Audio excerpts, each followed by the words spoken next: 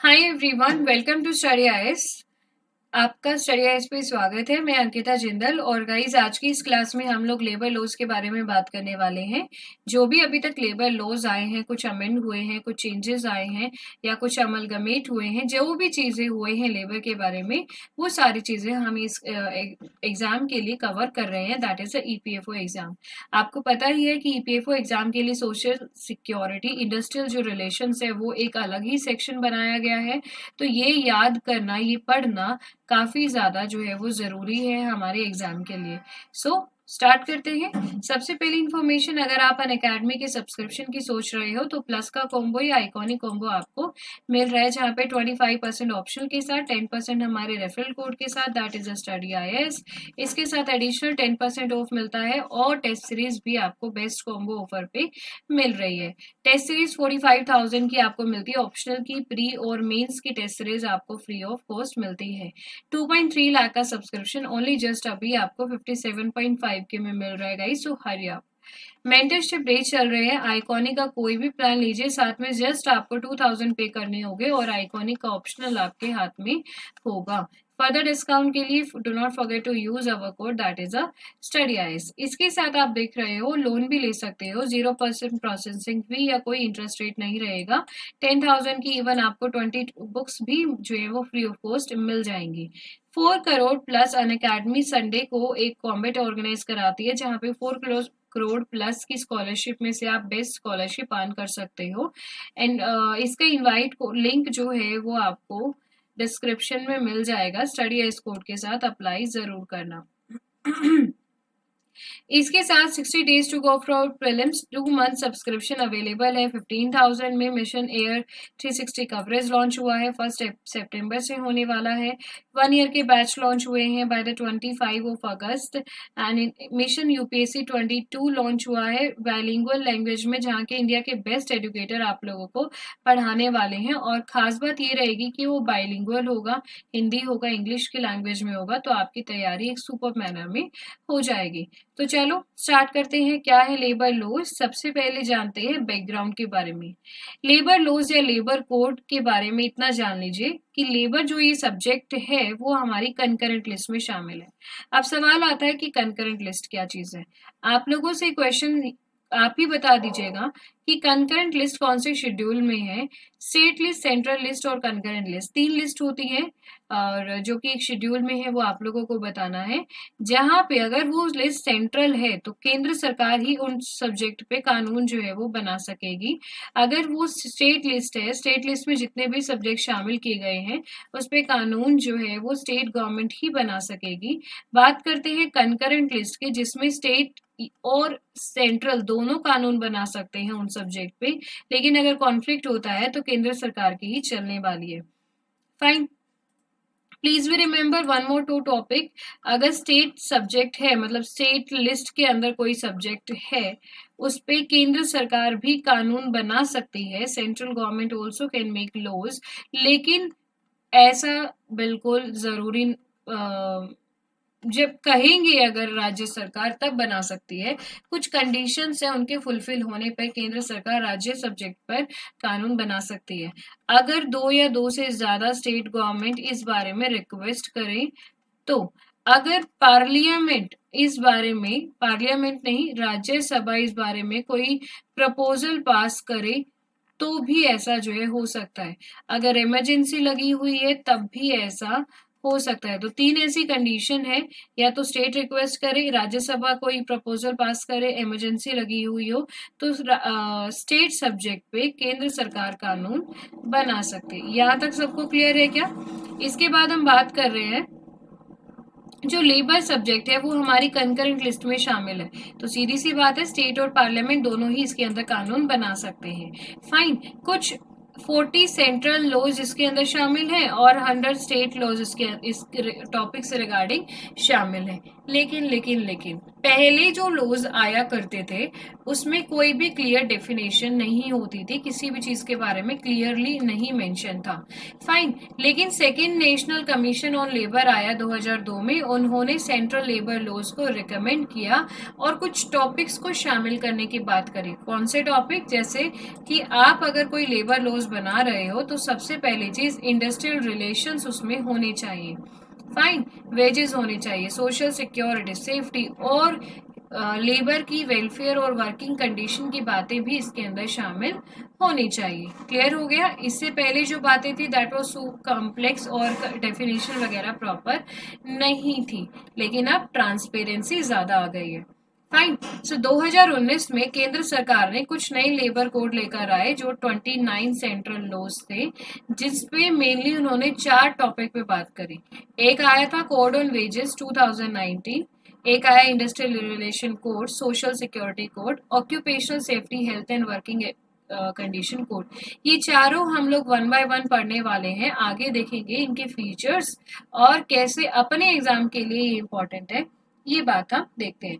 यहाँ तक सबको क्लियर है? So do like, share and subscribe the channel. If you have any kind of doubt so let me know in the comment section. सबसे पहली चीज, code on wages 2019 जब आए तो इसके साथ गवर्नमेंट ने कुछ और बिल्स को रिप्लेस कर दिया। जैसे देखो, वेजेस आए तो रेगुलेट किया वेज और जो बोनस पेमेंट होती है हर एम्प्लॉयमेंट में, हर एम्प्लॉयमेंट में, कहाँ कहाँ पे? जहाँ पे कोई इंडस्ट्री है, मान लो कोई फैक्ट्री है, कोई इंडस्ट्री है, वहां कोई एम्प्लॉयमेंट है तो ये वेजेस एक्ट वहां अप्लाई होगा। अगर कोई बिजनेस है वहां कोई लेबर है, अगर कोई ट्रेड का बिजनेस है वहां कोई लेबर है, मैन्युफैक्चर है वहां कोई लेबर है, इन सब जगह पे ये लेबर लॉज जो है वो अप्लाइड होंगे।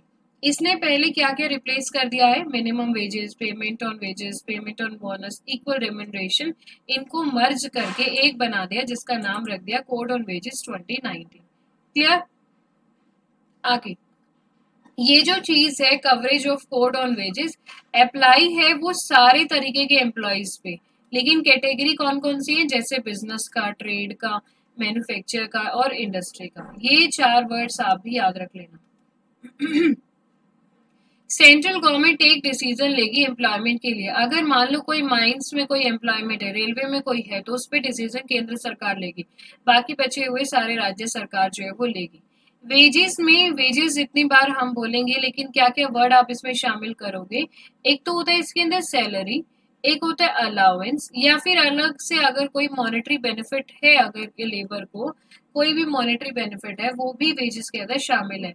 लेकिन अलग से जो बोनस दिए जाते हैं या फिर ट्रेवल करने का अलाउंस दिया जाता है वो इसमें शामिल नहीं होने वाला है। यहाँ तक सबको क्लियर है क्या? Like, share, subscribe the channel. Doubt है तो पूछो। इसके बाद हम बात करते हैं फ्लोर वेज क्या चीज होते हैं। सेंट्रल गवर्नमेंट ने ना वर्कर्स की स्टैंडर्ड्स को फिक्स कर दिया। वो फिक्स कर दिया कि आप बढ़िया कंडीशन किसे कहेंगे, एक तरीके से किस लोकेशन को आप गुड ज्योग्राफिकल लोकेशन कहेंगे, किस सैलरी को आप गुड कहेंगे। तो कुछ लिविंग स्टैंडर्ड यहाँ पे फिक्स कर दिए हैं, वही एक चीज क्या है? फ्लोर वेज है। फ्लोर वेज में very depending on the geographical location. Definitely ये डिपेंड करता है लोकेशन पे। एक कोई लेबर दिल्ली काम कर रहा है, कोई त्रिपुरा काम कर रहा है, तो वही लोकेशन डिपेंड जरूर करेगी। मिनिमम जो वेजेस है वो केंद्र और राज्य सरकार कोई भी फिक्स कर सकते हैं। अब वेजेस किसी को, मान लो आप एक लेबर से 10 घंटे काम करा रहे हो, 10 आवर्स का काम कर रहे हो, तो उसे फॉर 10 आवर्स के लिए 1000 रुपए दिए जाएंगे कि 1500 दिए जाएंगे। ये एक स्टैंडर्ड है जो डिसाइड किया जाएगा, उसी को ही फ्लोर वेज बोल रहे हैं और ये डिसाइड केंद्र या राज्य सरकार के द्वारा किया जाने वाला है। In case existing minimum wages are higher than floor wages, मान लो हमने फ्लोर वेजेस को डिफाइन कर लिया कि भाई 1000 रुपीज तो देना ही पड़ेगा, इससे ऊपर बेशक हो, लेकिन अगर पहले जो मिनिमम वेजेस एक्ट के तहत मान लो 1500 देते थे और अभी फ्लोर वेजेस 1000 हो गए हैं, तो सेंट्रल गवर्नमेंट और स्टेट गवर्नमेंट रिड्यूस नहीं कर सकते मिनिमम वेजेस को। समझ में आई बात? मान लो फ्लोर वेजेस 1000 है और पहले वेजेस जो मिनिमम वेजेस हुआ करते थे वो 1500 है, तो 1500 जो है वो चलेंगे, मिनिमम वेजेस को कम नहीं करा जाएगा, 1500 रुपए ही जो है वो चलेंगे। Is that clear? रिड्यूस नहीं कर सकते। While fixing the minimum wages, government को कुछ और बातें जो है वो याद रखनी पड़ेगी। वेरी करेगा for the employment to employment, vary इसलिए करेगा, मान लीजिए कोई एक व्यक्ति काम कर रहा है किसी इंडस्ट्री में, कोई मैन्युफैक्चरिंग का काम कर रहा है, और दूसरी जगह कोई एक लेबर काम कर रहा है, कहीं माइनिंग पे काम कर रहा है, रेलवे पे काम कर रहा है, तो वहां की कंडीशन क्या है, खतरा कितना है, डेंजरस क्या है, उस पॉइंट पे ध्यान रखते हुए डिसीजन जो है वो लिया जाने वाला है। एग्जैक्टली स्किल्स वगैरह पे भी ध्यान रखते हुए डिसीजन लिया जाएगा। ऑल्सो जो मिनिमम वेजेस है, जो मिनिमम वेजेस हैं वो स्टेट वे गवर्नमेंट के द्वारा रिव्यू किए जाएंगे एटलीस्ट एवरी 5 ईयर, हर 5 साल में उनको चेकिंग किया जाएगा। Employer can't employ people on less than minimum wages. मान लीजिए मिनिमम वेजेस 1500 डिजाइन हो चुकी है, तो एम्प्लॉयर आपको 1500 से कम जो है वो पैसा नहीं दे सकता, वो 1700 1800 ऐसे ही पैसा देगा। नंबर ऑफ वर्किंग आवर भी केंद्र और राज्य सरकार के द्वारा फिक्स है, अगर ओवर टाइम करता है तो ओवर टाइम के लिए कंपेंसेशन दिया जाएगा, और कितना दिया जाएगा, should be at least twice the normal wages. सुन के देखिए, नॉर्मल वेजेस जितने हैं, जितने दिए जा रहे हैं नॉर्मल वेजेस, कम से कम उसके दुगने जो है ओवर टाइम के लिए दिए जाएंगे, अगर ओवर टाइम करा रहे हो तो। एम्प्लॉयर फिक्स कर सकते हैं वेज पीरियड इधर डेली, वीकली, फोर्टनाइटली, मंथली। अब अगर मान लीजिए सपोज करो आप घर बना रहे हो, घर बनवा रहे हो, ठीक है, होम मेकिंग है, तो उसमें जो लेबर काम करेंगी उनके लिए आप डिसाइड करते हो ना कि उनको आप सैलरी, मतलब आप पूरा कॉन्ट्रैक्ट दे रहे हो या फिर एक गिग इकोनॉमी की तरीके से है, डेली डेली जितने दिन वो आएंगे उस हिसाब से आप उन्हें पैसा देंगे, तो वो चीज फिक्स होती है। तो एम्प्लॉयर इस चीज को फिक्स कर सकते हैं कि किस हिसाब से आप पैसा अलॉट करने वाले हो। Is that clear? Fine, absence from duty, accommodation given by employer. ये देखिए, एम्प्लॉयर कैन डिडक्ट वेजेस, कब कब डिडक्ट कर सकते हैं, ये वाली चीजें जो नीचे लिखी गई है। Deduction should not exceed 50% of the worker wages, यानी कि आधी सैलरी से ज्यादा डिडक्शंस में ही आप पैसा नहीं काटेंगे, आप कुछ डिडक्शंस नॉर्मल रखेंगे। क्या क्या डिडक्शंस होंगी, अगर फाइन लगता है, अगर ड्यूटी पे नहीं आते, अकोमोडेशन कुछ एम्प्लॉयर द्वारा है, एडवांस दे दिया, एंड ऑल एम्प्लॉय जिनका ये वेजेस एक्सीड नहीं कर रहा स्पेसिफिकली मंथली अमाउंट, तो उनको एनुअल बोनस भी दिया जाएगा। कोड जेंडर डिस्क्रिमिनेशन बिल्कुल भी नहीं होगा यहाँ पे। फाइन, सेम वर्क के लिए सेम मनी जो है वो अलॉट किया जाएगा, देखा नहीं जाएगा कि वो वुमेन है कि मेन है। सिमिलर नेचर में अगर काम करता है, स्किल, रिस्पॉन्सिबिलिटी, वो सारी उसकी पेमेंट वेजेस जो है वो भी यहाँ पे बराबर की होंगी। ठीक है, तो ये कुछ पॉइंट है जो आप लोगों को याद करने हैं। इसी के साथ हम बात कर रहे हैं कि एक एडवाइजरी बोर्ड है जिन्होंने इसके बारे में कुछ एडवाइस किया है। क्या कहता है वो? देखो, लेबर कोड के रिगार्डिंग एडवाइजरी बोर्ड बनाया जाएगा, बाय द सेंट्रल और स्टेट गवर्नमेंट के द्वारा गठित होगा। ठीक है, ये बोर्ड में equal number of employees, state government representative और कुछ इंडिपेंडेंट पर्सन भी होंगे, सो दैट कि लेबर से रिलेटेड बनाने वाले कानून में लेबर का हनन बिल्कुल भी ना हो। एंड ये चीज इंश्योर की जाएगी कि 1/3 ऑफ वुमेन मेंबर्स भी इसके अंदर होंगे। सो वुमेन की साइड जो लेबर होती है या जो वुमेन लेबर होती है, तो उसके लिए भी डिस्क्रिमिनेशन नहीं होगा। एडवाइस करेंगे सरकार को मिनिमम वेज कितना फिक्स होगा फॉर द पर्टिकुलर एम्प्लॉयज के लिए, किस कंडीशन के हिसाब से वो एडवाइस करेंगे। अपॉर्चुनिटीज वगैरह, ऑफेंसेस कुछ हैं तो बताएंगे और पेनल्टी लगेगी। Contravention of any provision of the code, paying less than minimum wage, ऐसी कोई भी बात अगर होती है तो एडवाइजरी बोर्ड यहाँ पे बताने वाला है। लेबर रिफॉर्म में कुछ चेंजेस आए थे, जैसे वेज कोड आया, industrial relation, social security, industrial safety and welfare. तो अभी हम कुछ नए लेबर कोड में जो बदलाव आए हैं वो यहाँ पे कवर करते हैं। अभी तक की चीजें अगर सबको क्लियर है, सो अब आपकी टर्न है। लाइक करो, शेयर करो, सब्सक्राइब करो। कोई डाउट है तो कमेंट सेक्शन में बताओ। अब आपसे क्वेश्चन ये है कि जो लेबर है वो कौन से शेड्यूल में शामिल है, लेबर का जो ये सब्जेक्ट है वो कौन से शेड्यूल में शामिल है और कौन सी लिस्ट में शामिल है, दोनों ही चीजें आप लोगों ने बता देनी है इन द कमेंट सेक्शन। कुछ नए लेबर कोड में चेंजेस आए हैं। पहली बात सबसे इम्पोर्टेंट कि मिनिस्ट्री ऑफ लेबर और एम्प्लॉयमेंट है उन्होंने इन बिल्स को इंट्रोड्यूस किया है 2019 में, जो कुछ पहले सेंट्रल लॉ से उनको अमलगमेट कर दिया था। ठीक है, कुछ चेंजेस लेकर आए। अब क्या क्या चेंजेस आए हैं, जैसे वेजेस पर कि भाई उनको सैलरी अलाउंस क्या दिया जा रहा है, उस बात पे बदलाव। इंडस्ट्रियल उनके रिलेशंस कैसे रहेंगे, मतलब एम्प्लॉय एम्प्लॉयर का रिलेशन क्या होगा, उस चीज पे बातें। सोशल सिक्योरिटी क्या अवेलेबल उनको कराई जा रही है, वो एक टॉक्स रहेंगी। और उनकी हेल्थ और वर्किंग कंडीशन पे क्या एम्प्लॉयर कर रहा है, क्या गवर्नमेंट ने करा है, वे पॉइंट भी इसके अंदर शामिल हो जाएंगे। क्लियर। इसके साथ आगे देखिए, ये चारों चीजें इसमें शामिल होंगी, तो अभी बदला बात करते हैं। देखो, एक तो अप्रोप्रिएट गवर्नमेंट रहने वाली, मतलब सेंट्रल गवर्नमेंट होगी जो कि इसके लिए अप्रोप्रिएट गवर्नमेंट होगी for public sector undertaking.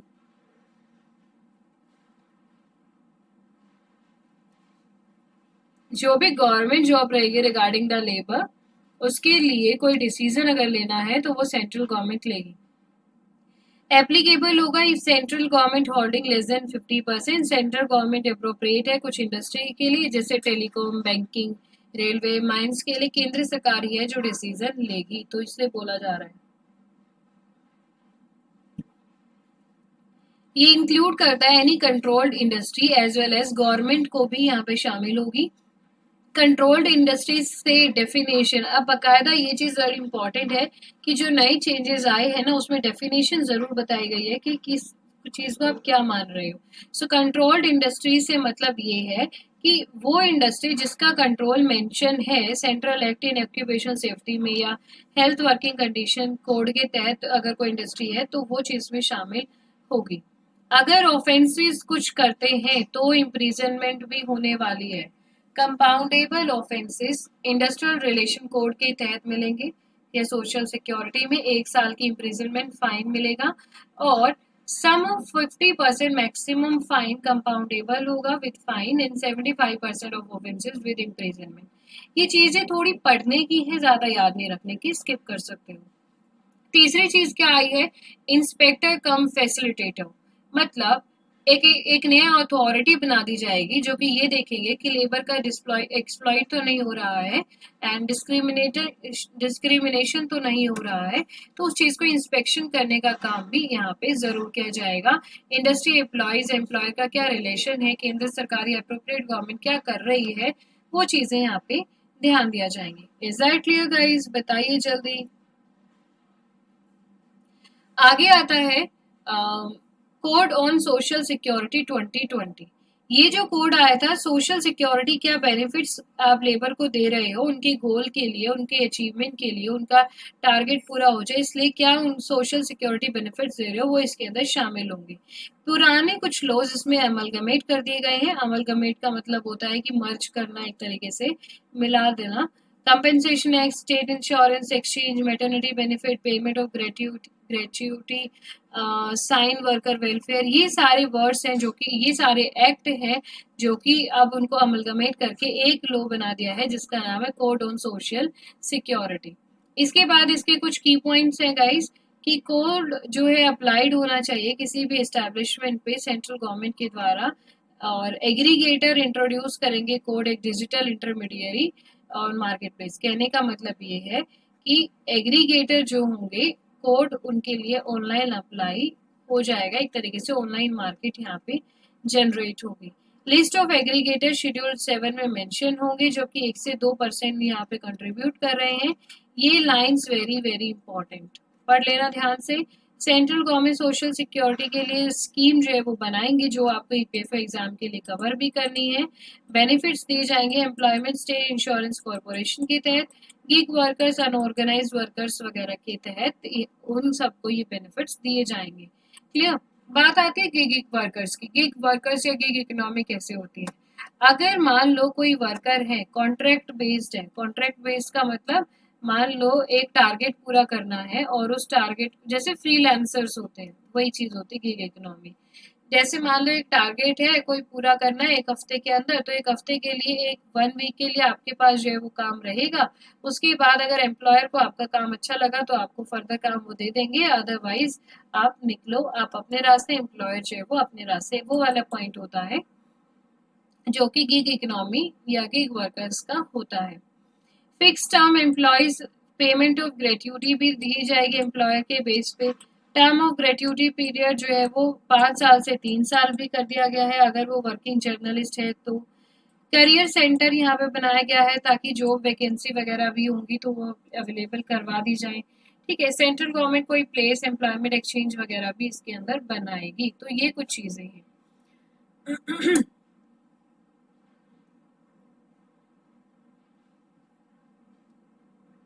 Changes कुछ मेड हुए हैं सोशल सिक्योरिटी में। आप देखो, मैंने आप लोगों के लिए डिफरेंस क्रिएट कर दिया है। पहले कुछ प्रोविजंस आते थे कि कोई डेफिनेशन नहीं थी, फिक्स टर्म एम्प्लॉयमेंट आप किसे कहोगे उस बात की कोई डेफिनेशन नहीं थी, लेकिन अब है, सारे डेफिनेशंस हैं। होम बेस्ड वर्कर क्या होता है, सेल्फ एम्प्लॉयड वर्कर इसके अंदर शामिल था, प्लेटफॉर्म वर्कर, लेकिन इसमें क्या एक्चुअल डेफिनेशन है वो बिल्कुल भी डिफाइन नहीं थी।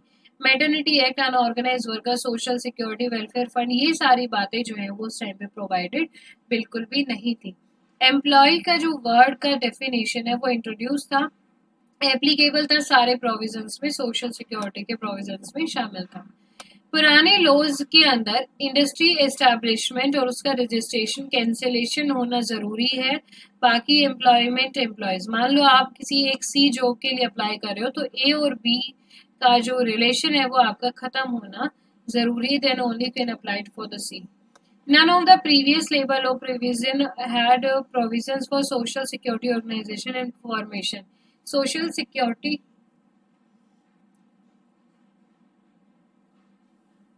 सोशल सिक्योरिटी के लिए कोई प्रोविजंस थे ही नहीं, लेकिन जब नए चेंजेस आए हैं तो सोशल सिक्योरिटी एक मेन एजेंडा इसके बन गया है। लैक ऑफ लिमिटेशन पीरियड था, जैसे एम्प्लॉयज मिसलेनियस एक्ट वगैरह के तहत एम्प्लॉयर और एम्प्लॉय के रिलेशन, कुछ कम बातें इसके अंदर शामिल थी। नेक्स्ट अपने सामने आता है इंडस्ट्रियल रिलेशंस कोड के बारे में। इंडस्ट्रियल रिलेशंस कोड 2020 के बारे में कोड ने ये कुछ प्रोविजन शामिल करे हैं सो दैट की जो कंप्लायंस या कंप्लेंट का जो बर्डन है उसको कम कर दिया जाए। ईज ऑफ डूइंग बिजनेस एक एस्टेब्लिशमेंट है जो यहाँ पे जनरेट की जाए, यानी कि अगर एम्प्लॉय को कोई बात कहनी है तो एम्प्लॉयर से वो बेझिझक होकर कह ले, वो एक ईज ऑफ डूइंग बिजनेस यहाँ पे बात की गई है। आप लोग मुझे ये बताएंगे कि ईज ऑफ डूइंग बिजनेस एक रिपोर्ट है, लेकिन ये रिपोर्ट किस ऑर्गेनाइजेशन के द्वारा लॉन्च की जाती है?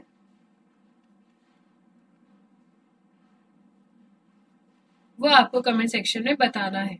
कोड में, इंडस्ट्रियल रिलेशन कोड में कुछ सिंपल लेबर लॉज आए हैं जो पहले को अमलगमेट करते हैं। जैसे पहले एक आता था industrial dispute act, trade union act, ये सारे अब नहीं रहे, इनको बदल के इंडस्ट्रियल रिलेशन कोड एक बना दिया गया है। अब देखो कुछ हाईलाइट्स इस कोड की।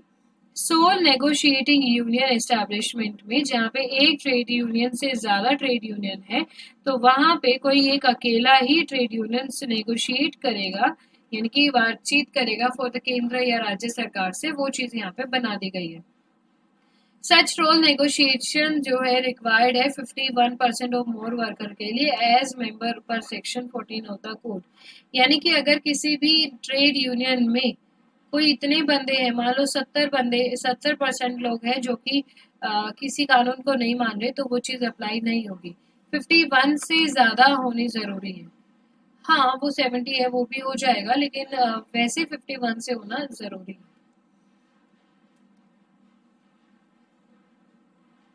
Only sole negotiating union shall be permitted, यानी कि अगर सेंट्रल गवर्नमेंट से बात करनी है तो अकेली ही कोई यूनियन आके बात करेगी, बजाएगी सारे लेबर के। फंड इनिशिएट किया जाएगा जिसमें एम्प्लॉयर और अप्रोप्रिएट गवर्नमेंट यानी कि केंद्र सरकार जो है वो कंट्रीब्यूट करेगी। क्लियर? क्लियर है कि सबको? जल्दी बताइए, like share and subscribe the channel. इसके बाद हम बात कर रहे हैं कुछ हाइलाइट्स की कि इंडस्ट्रियल जो डिस्प्यूट होते हैं एम्प्लॉय और एम्प्लॉय के बीच में या दो एम्प्लॉयज के बीच में, वो चीज उसका मैकेनिज्म लाया है शेल बी कंस्टिट्यूटेड केंद्र सरकार के द्वारा, और एक से ज्यादा इंडस्ट्रियल ट्राइब्यूनल इसमें होने वाले हैं।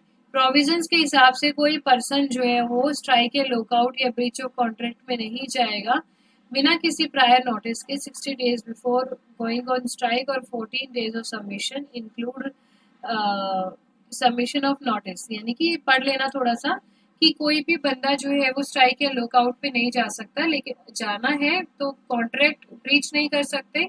अगर जाना है तो प्रायर नोटिस करना 60 डेज पहले जरूरी होगा। तो वो चीजें आप पढ़ना। पहले कोई डेफिनेशन नहीं थी फिक्स टर्म एम्प्लॉयमेंट या एम्प्लॉय की, लेकिन बाद में एम्प्लॉय और फिक्स टर्म की डेफिनेशन आई।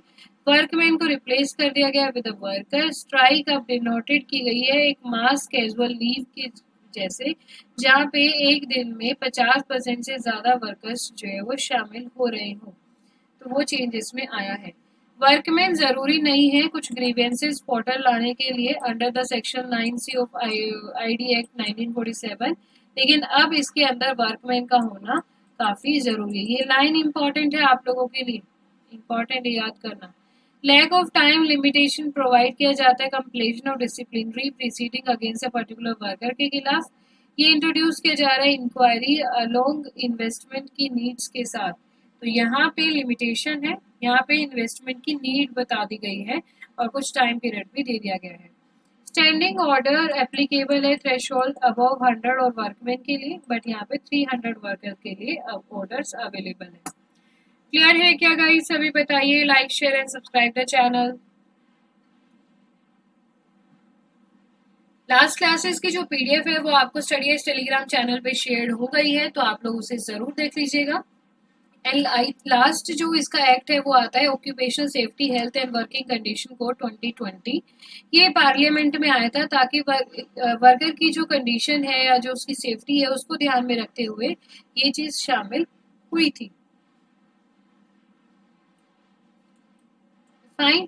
देखो अब क्या क्या चीजें पहले जो थी इसमें अमलगमेट की गई, जैसे factory act, plantation labour act, mine act, ये सारे इसमें शामिल कर दिए गए।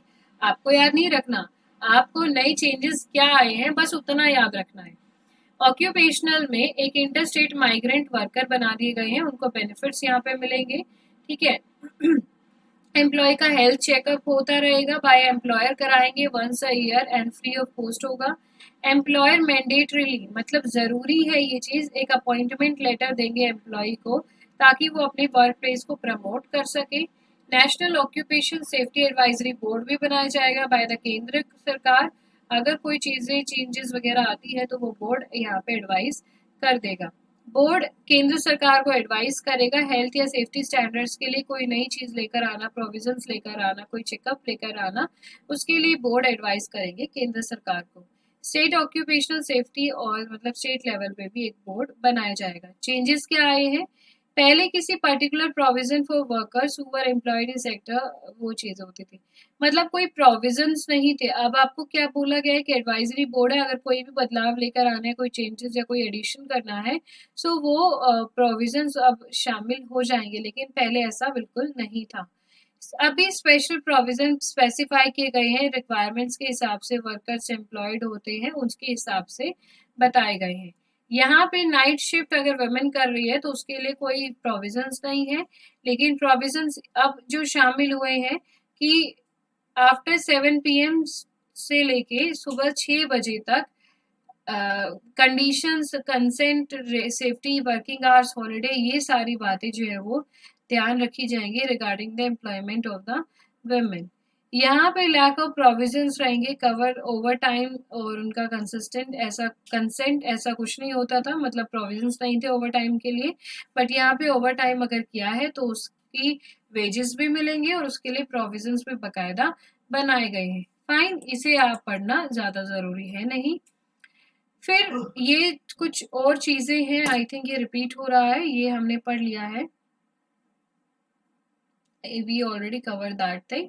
सो ये थे आप लोगों के सारे लेबर लॉज, जो चेंजेस आए हैं वो भी आपके इसके अंदर शामिल हो गए हैं।